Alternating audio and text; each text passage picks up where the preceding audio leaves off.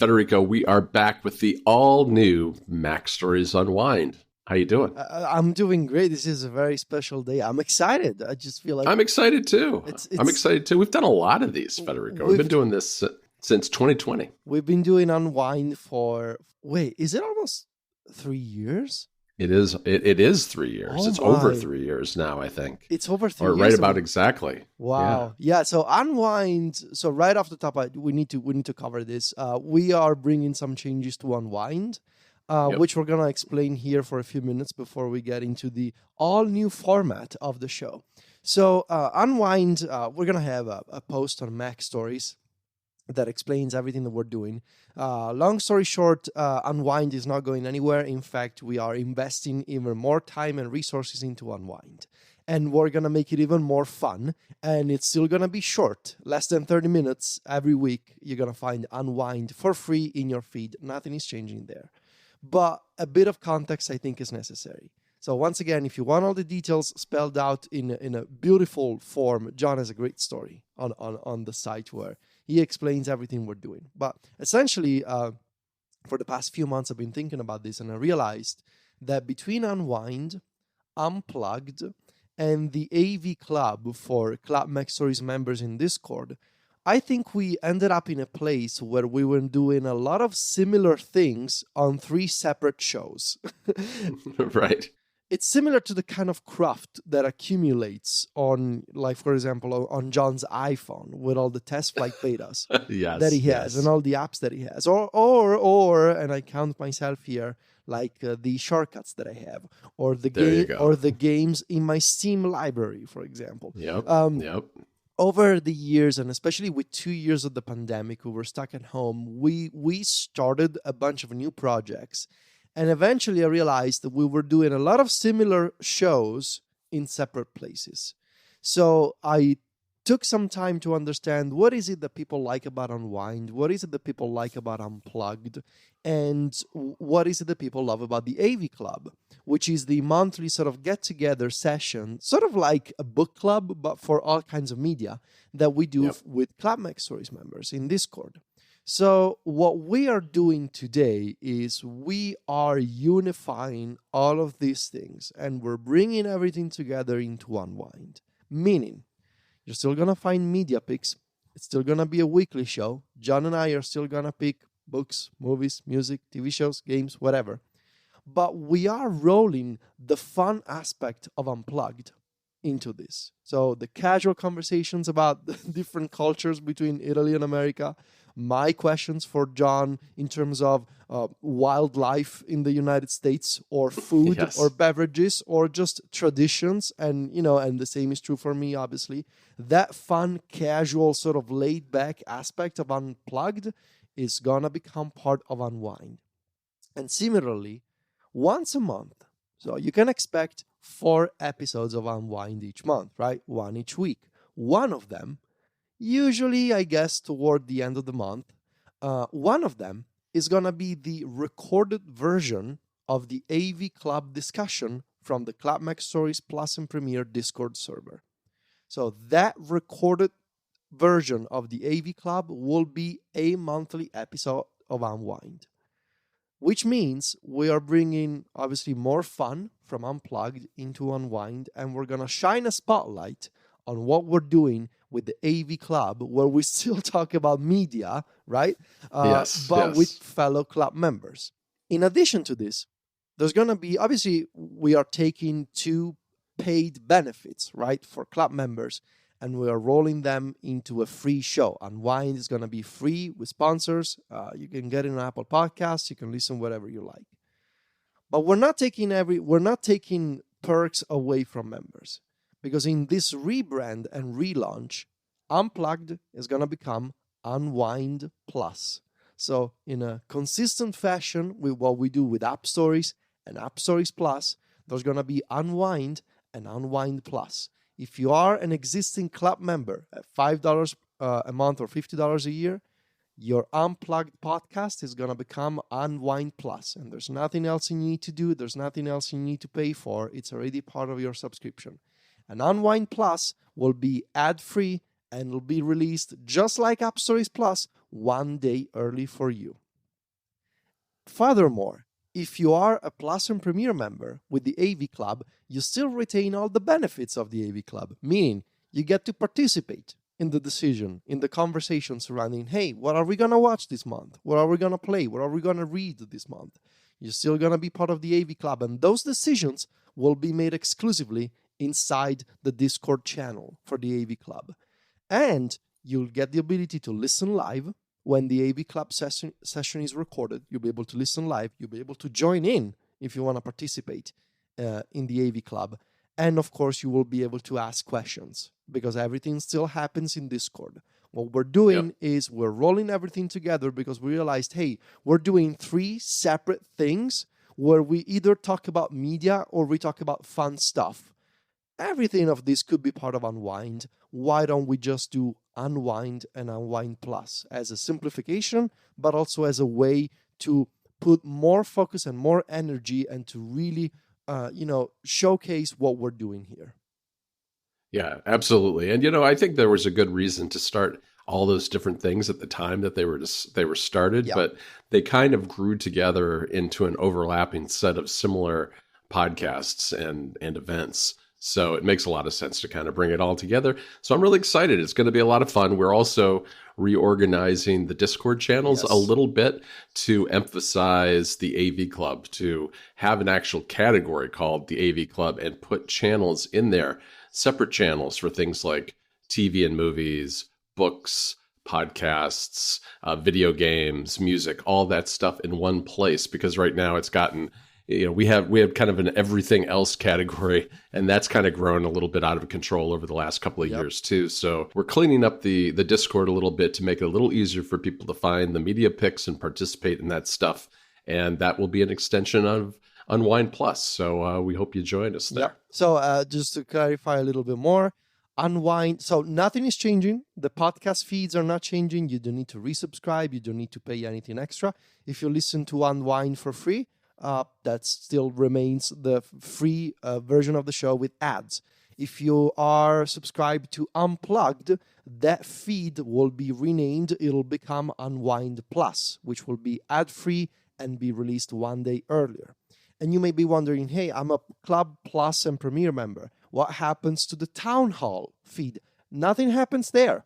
What we've decided to do is the AV Club monthly session will become an episode of Unwind, but all the other sort of regular town halls, which we do, for example, when there's an Apple event, we're likely going to do a bunch of them when there's going to be WWDC time, or, for example, the shortcuts workshops that we've done for Automation April. Those will still go into your private, personal town hall podcast feed. So this is a way to unify, to be more consistent, to do a better version of Unwind and Unplugged. I really do think the 2 formats can go really well together. Like, hey, for example, peanut butter and jelly, right? That's one of the things you guys do in America. Exactly. Yes. So I really think they go well together. By the way, I never tried peanut butter and jelly. It's one of the things. Really? Never. Oh my gosh. Never. Never. Save it for the next segment. Okay. All right. I'm amazed. All right. I just I'm amazed at that. I just know that it's a thing. I just know. So Unwind and Unplugged, like peanut butter and jelly, or so they tell me. I've been informed that it's a good combo. And so it is a good combo. Okay. And so that's what you can expect. Unwind and Unwind Plus, consistent with App Stories and App Stories Plus. Exactly. And if you're just subscribing to the regular Unwind feed and you're curious and want to check out what we're doing at the club, just go to plus.club to learn more about Club Mac Stories, because in addition to Unwind Plus, we've got a whole bunch of other benefits there, and we'd love to have you join us there as well. All right, Federico, we should dive into this because we said we're going to keep this under 30 minutes, and I want to talk to you about potato chips. Oh my God, we're beginning. So this is what you can expect from the brand new Unwind. Okay, so potato chips. All right, so this is okay. Unlike peanut butter and jelly, I assume you've had a potato chip in your life. Well, yes, that's okay. Pretty international. Right. Pretty international. I feel like I shouldn't assume too much here, especially after that comment about peanut butter and jelly. But I want to talk to you about a very particular kind of potato chip. Okay, it's by a company called Utz. Utz? That's Utz, UTZ. Okay. And they make a whole bunch of different kinds of potato chips. They also make pretzels. They make Pretzel. cheese puffs, other things. Okay. Okay. I know cheese puffs. Yeah. Sure. Okay. Okay. But of the potato chips, there's a particular kind that I came across last week at the grocery store and picked up a bag of, which Oh is my God. called the crab Oh chip. no. All right. No. Now, I want you to go to No. this Okay. page in our Notion. Can I open this page now? Yes, yes. This is everything you've ever wanted to know about the Utz Oh my. company, Oh my God. about crab chips, and about the seasoning and where these come from. Why there are photos of crabs in this page? Well, we'll get to that. We will get. There's a hammer. There's a wooden hammer. Yeah. Oh, yeah. What are See, you? there's a lot. What are you showing me? The potato chips are really just a metaphor for a multi-layered onion of food culture here that I want to talk to you about. Okay? Okay, I'm scared, but yes. All right. So first of all, we're going to talk about potato chips in general. Utz. It was interesting going back and looking at the Utz company and learning a little bit about its history because I was vaguely aware of this company. It is now in 2023 a national brand here in America, but it started in the 20s, I believe. Wait, what do you mean a national brand? Meaning you can get it anywhere. Oh, you can get it. Okay. Oh, because You can there's get it everywhere. Oh, because I assume there are some brands that you can get only like I don't know in Virginia or something. Right, right. And I would say that and this is one of those things that I think is a shame about, I guess, this day and age, which is most brands have been swallowed up by bigger companies and you can get them anywhere. There used to be a lot more regional differences. And Utz to me was one of those regional differences. When I first probably had it in maybe the 80s or 90s, it was very much an East Coast thing. So you knew Utz before it was cool, basically. Yes, yes. I'm an Utz hipster. Yes, I am. They started out in Pennsylvania making potato chips and pretzels. And the company grew incredibly slowly and consistently from the 20s all the way up until I think they went public in 2020, and now they're giant, and they've bought up a bunch of other potato chip brands that you can find in a bunch of different places around the United States. Are you familiar with? There's a brand called Good Health. No. There's Snyder. Snyder, yes, I know Snyder. Snyder's pretzels. What is this? Boulder, Bachman. I've never seen these logos in my life. Yeah, so they bought up a bunch of these regional chip brands and they've preserved the brands. And it's still like when I was back in Illinois, you could find Utz potato chips, but for the most part, they're much more prevalent still on the East Coast. And now I live on the East Coast. And I saw the crab chips. And if you look closely at the bag, and we'll put this in the show notes, there's a picture of potato chips. And there's a crab, right next to the pile of potato chips, right? Natural crab, yes. And so you, I don't know. You might be wondering what these taste like. Are these, have they like powdered them with crab meat or something? They taste like fish, assume. No, they don't actually. Wait, what? They don't. They call them the crab chip, and this is because if you look at the little writing on the page there, it says the crab chip with Chesapeake Bay crab seasoning. Why you don't know the word? Like I don't know the words here. That's why this is the next layer of the onion, and this is why there are pictures. What's it? Chesapeake? What's the name? Chesapeake, which is Chesapeake Bay, is on the East Coast in Maryland, and it's famous for its crabs. All right.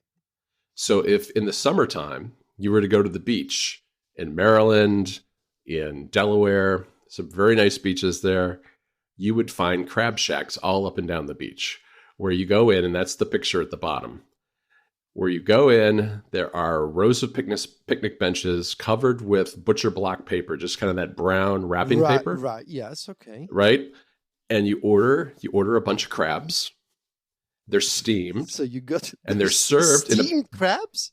Steamed. They're served in a big pile like this. I mean, these are not like the meat's not taken out of the crabs. These are the crabs are steamed whole. They season them with this Chesapeake Bay seasoning, which we'll get to in just a sec. They put them on the paper. They give you a wooden hammer, and you pound on the crabs to break the shell and get the meat out. And people suck the meat out of So you the just little dine on legs. a bunch of crabs. You just dine on a bunch of crabs. And you see in this picture, there's a reason this picture is good, is because it kind of shows some of the other things that usually go with these crabs, which is there's a little dish at the bottom corner of melted butter. You know, everything's better with dipped in butter. I was gonna say, is that extra virgin olive oil? And of course, it's not. It's butter. No, right. I think it's butter. Yeah, because I've done this before. You've also got a big thing of fries, and some grilled corn on the cob. Grilled corn is good. Yeah, yeah, and some corn, and then a beer. What are the meatballs? Where are the meatballs? Upper right corner. What's Oh, are those crab? I didn't notice those. Crab. I don't know. Meatballs? Maybe those are shrimp, like deep fried shrimp or something. Interesting. Okay. They're round. They could be hush puppies, which is a topic for another time. What's a hush puppy? Yeah, it's a hush puppy. The short answer is it's cornmeal in a ball, deep fried, and it's very, very good. Often eaten with barbecue. That sounds cool. Well, okay. It's usually done with barbecue. Anyway, so Chesapeake seasoning has been around for a very long time. I fell down a bit of a rabbit hole here with this. There's a picture in this picture. You'll see Old Bay seasoning, and Chesapeake Bay seasoning is not like owned by any company. It's just it's kind of a recognized blend of spices. That a lot of companies sell, but Old Bay is one of the oldest ones that came from Germany, from what I read the other day. And what it's got in it is pepper, celery salt, red pepper, and paprika. So it's a pretty simple blend of spices, but it's served primarily on these crabs. But as you'll see in kind of my notes here, I also found that it's used by people for things like fried chicken, on potato chips, on French fries. A lot of these are. What is a tater tot? A tater tot. That's a little potato thing. A little potato nugget. It's like shredded potatoes formed into a little ball almost, and then cooked. Let me see. Tater. You can look up a tater tot. It's hard to explain in words. Tater tot. Okay. Yeah. All right. I get it. They're quite good. Yeah. It's just another way of having potatoes. You know, yes. Americans like their potatoes. Yes. My favorite thing that this Chesapeake Bay seasoning is used for, that I read about here, is the Krabby Bow. And a Krabby Bow, apparently, is a drink that bars in the Baltimore, Maryland region sell, that they take a glass, they dip it in Old Bay seasoning, this Chesapeake Bay seasoning, and then they put a National Bohemian beer in there, which is a brand of beer. So you have this spicy paprika-based spice on the rim of your glass, kind of like you would do with a margarita, but with a beer, which is interesting choice. Haven't had one myself, so I can't really comment one way or the other. But you've had the crabs, like you've done them. I have had the crabs. It's been a very long time since I've done that, but it is a lot of fun. It's one of those things that it's just what you do when you go to the beach in that part of America. All right. And so these chips, winding this all back to where we started, these chips are seasoned with Chesapeake Bay seasoning. So they've got a blend. So not with the crab. Not with the crabs, but with the spices that go on the crabs. So it's kind of a combination. It's a combination of celery salt, paprika, and pepper. And they're good. They're not amazing. They're very strong tasting. You don't want to eat a lot of them. You know, it's not the kind of thing where you dive into a big bag and just consume them all. It's I had some for lunch yesterday as part of the research for this episode.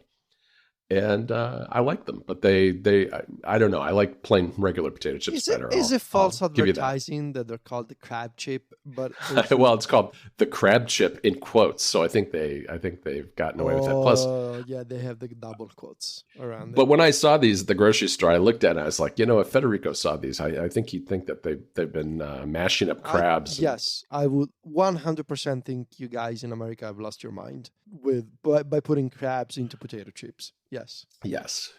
So that's there. And hey, look, they have an online store, Federico, and I haven't checked if they ship to Italy, but you might have an opportunity here to try out the crab chip. I recently discovered that there's a store very close to my house, to my new house. Uh-huh. There's a store that sells to Italians products imported from the United States. Oh, I've seen stores like this. I've seen them. Its whole gimmick is to sell like Sure.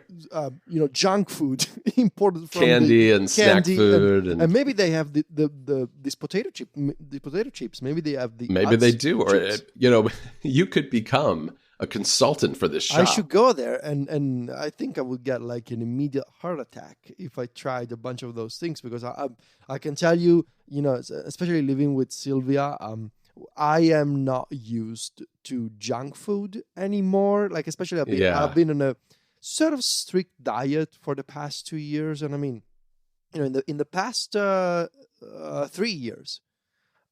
In fact, I think it'll be surprising it'll be interesting to see how folks I haven't seen in a few years will react. But since compared to 2020, so 3 years ago, I lost 18 kilograms. Oh, wow. Yeah, no, I know you lost quite a bit of weight. I've seen the pictures of you. Yeah. I'm not used to junk food or like even sugary drinks anymore. Like I haven't had like a Coke in I don't know how long. Oh, wow. But I'm thinking about this because like when I'm gonna come to the US in June, I don't know what I'm gonna do. It's gonna be like a food shock after. Yeah, you have to be careful. You don't want to give yourself a stomachache your first day of WWDC. Exactly. If you're not, there are a lot of good. We'll find you a lot of good food, and although I can't say that I have given up junk food, I've been trying to eat better myself. So I will help you we'll find a good place to eat, and we'll go together. Thank you. All right. We need to get to our picks. Yes. I don't have any new picks, but I have a couple of updates from previous picks. So we finished season 2 of How I Met Your Father. We talked about this. I was able to stream this on Hulu. It's still not on Disney Plus in Italy. I am very conflicted about this because I do feel like they've really built a strong group of characters that obviously, all these networks are trying to pay more attention these days, and rightfully so, in terms of inclusion and diversity in their casts. Mm-hmm. And How I Met Your Mother used to be primarily a show about white people. Like, no, not primarily. It was a show about white people. And here, like, one of the things that I really appreciate about How I Met Your Father is the diverse group of people, diverse group of characters that you have. And each of them has an interesting story and interesting personality traits. I am conflicted because I could have easily gone for twice the number of episodes in this season. And I think they wrapped up in a very weird place where in the last 15 minutes or so of the 10 minutes or so of the final episode, they introduced a major character from How I Met Your Mother, sort of coming back in a way to maybe like redeem that character from the original show. And it doesn't really make much sense in the narrative arc of the series. So that was a bit odd. But also just when the story between Sophie and Jesse was getting interesting in terms of some themes like choosing between your love life and your career. What does it mean to be a young woman in New York trying to, make a living out of Sophie, she's a photographer in the series. How do you balance trying to make it, in terms of your career versus balancing that with having a partner? All of that was interesting. And also the theme of the long distance relationship between Sid, who's another character. All of those the themes that were getting interesting, were getting somewhere, and it wrapped up. And it hasn't been renewed for season 3 yet. So that makes me concerned because I don't know what the ratings are for this show. I don't know if it's actually successful or not. I'm gonna assume that it's not nearly as successful as How I Met Your Mother was. Yeah, but, I don't think I'd even heard of it. It's on Hulu, right? So, yeah, and it's a shame because it was actually, I think they've done their homework in terms of how do we take the same format but modernize it for 2023 for a modern audience? And it's a shame that they're not maybe given enough resources to really develop the show into what it could become. So that's my update. But I enjoyed it. I would have liked to see more of it, and I'm slightly worried about its future. And my second update is that I am making great progress on Pokemon Scarlet. As I mentioned, my plan Nice. is to finish the game. Well, maybe not the Pokédex, but get well into the post game before Zelda comes out on May 12th. And I can tell you, John, so as you may recall, Pokemon Scarlet is organized into three main storylines. There's Right. the Victory Road, which is the standard, like collect 8 gym badges and then go battle the Elite Four. There's the Path of Legends, which is basically the storyline where you gotta fight these Titan Pokemon that have gotten out of control. And there's the other path whose name I don't recall, but which is basically you gotta fight the bosses at these team star bases that are scattered throughout the map. Right. And my update is that I finished the Path of Legends for the Titan Pokemon, and as of last night, I finished the Elite Four and I fought the final champion after the Elite Four. So I only have one storyline left, but I can tell you, this is by far, these two storylines are by far the best Pokemon story I've ever played. And this is probably gonna sound a bit silly, but I don't think it is. For the Path of Legends storyline, at the end I cried. Like, and it never this never happened to me. It rarely happens in video games, but never happened in a Pokemon game. That storyline, without getting too much into the details, you follow this Pokemon researcher named Arven, and you discover that Arven is after this Titan Pokemon because these Titan Pokemon are guarding this special type of herb called Herba Mystica. And this herb, he needs it to help his Pokemon dog, Mabostiff Pokemon, to help his dog get better because he's sick. And obviously, like that topic is very close to my heart. Yes. And the way the story is told at the end, that was absolutely beautiful. And and it went in a direction that I was not expecting. And the same that's great to hear. I'm seeing with the Team Star bases. I've reached the point where it's revealed to you that this enemy sort of a team, they're just a bunch of kids who used to get bullied at school, and so to sort of exact revenge on their bullies, they got together and formed this Team Star, which is this is like a serious story to tell a young kid, you know. And I think Nintendo and the Pokemon Company and Game Freak have done an excellent job here. So yeah, I am going to keep you updated on my progress. I think I'm well on track to finish this storyline this week, get into the post game.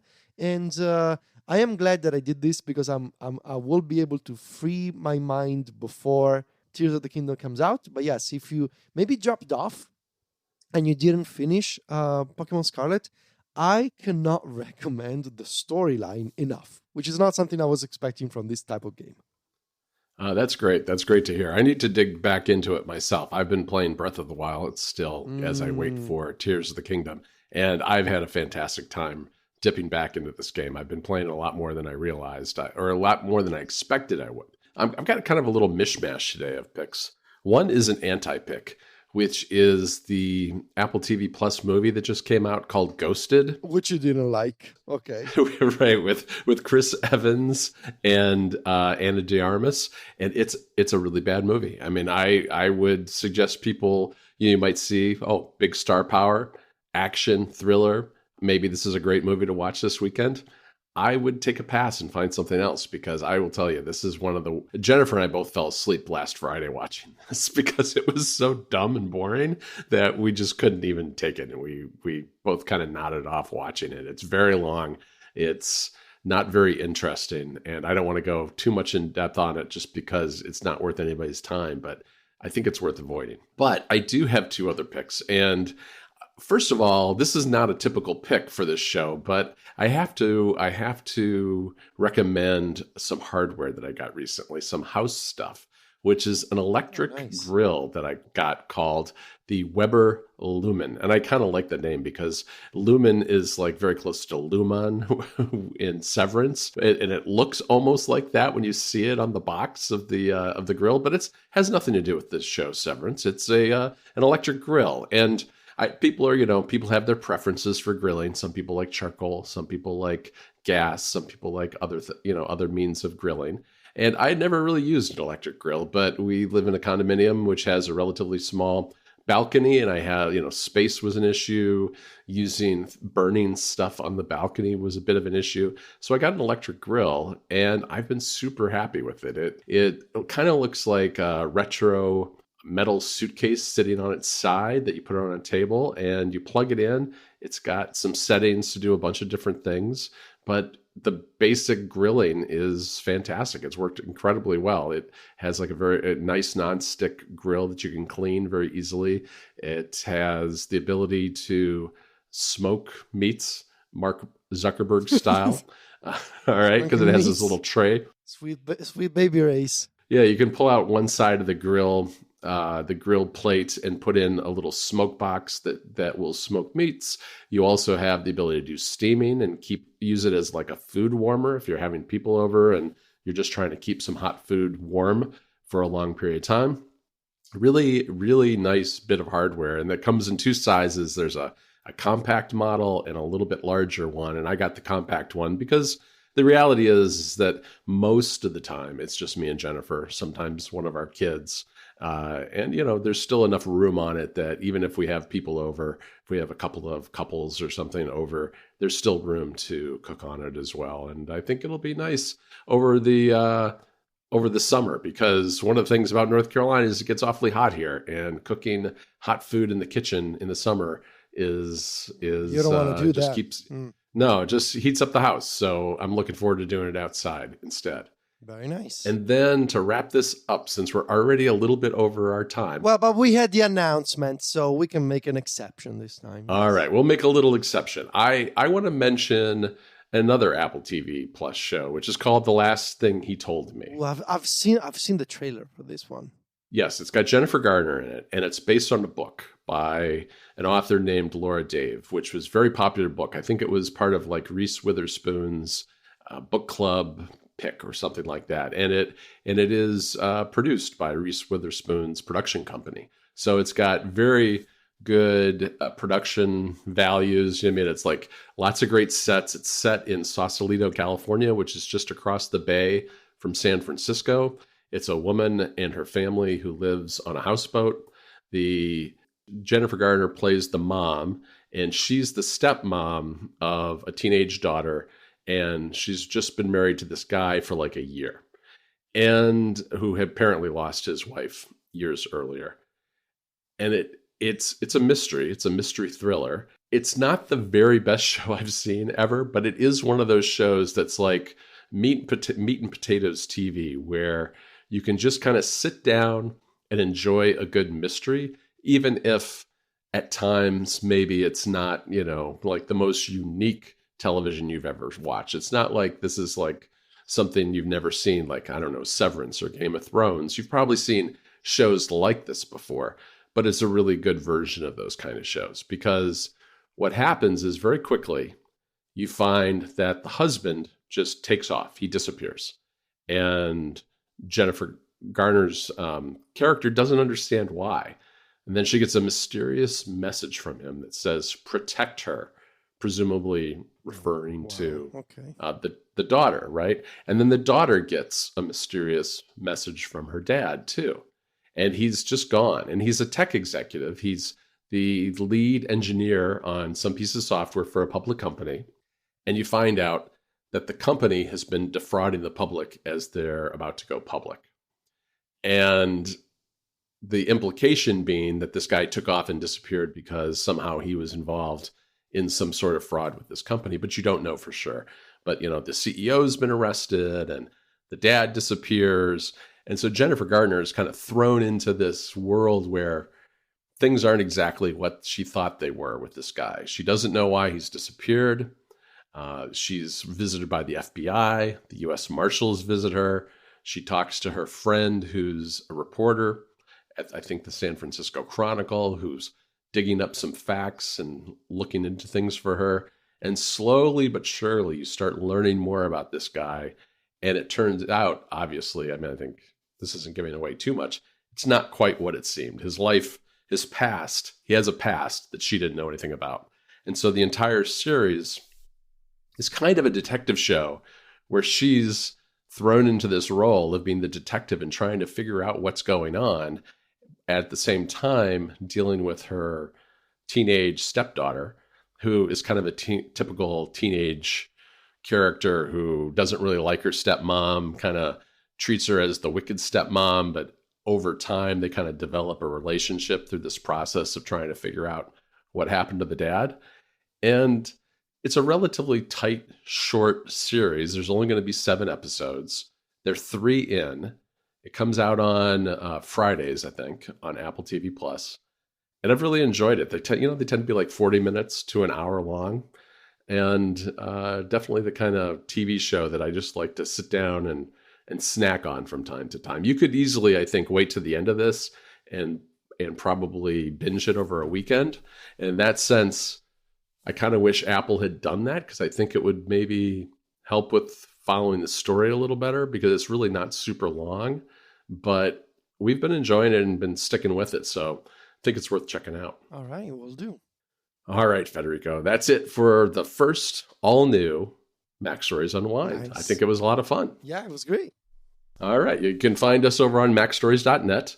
We're on Mastodon too. You can just go to viticci.macstories.net to follow Federico on Mastodon, or johnvorhees.macstories.net to follow me. And we're on Instagram, where Federico is at Viticci. That's VITICCI.